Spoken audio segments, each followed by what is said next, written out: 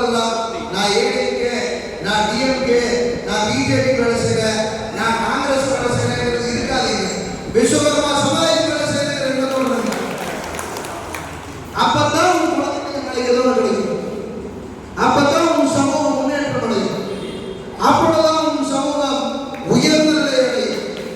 இல்லைன்னா நாளைக்கு உன் குழந்தையுடைய எதிர்காலம் கேள்விக்குறியாகிவிடும். உன்னுடைய தலைமுறை கேள்விக்குறியாக்கப்பட்டது. நல்லா தெரிஞ்சுக்கங்க.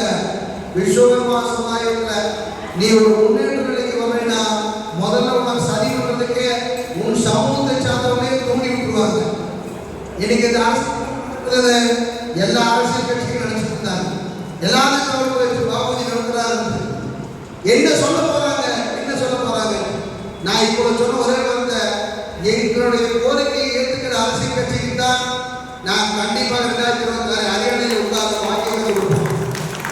எங்களை நிராகரித்தால் அவர்களை நாம்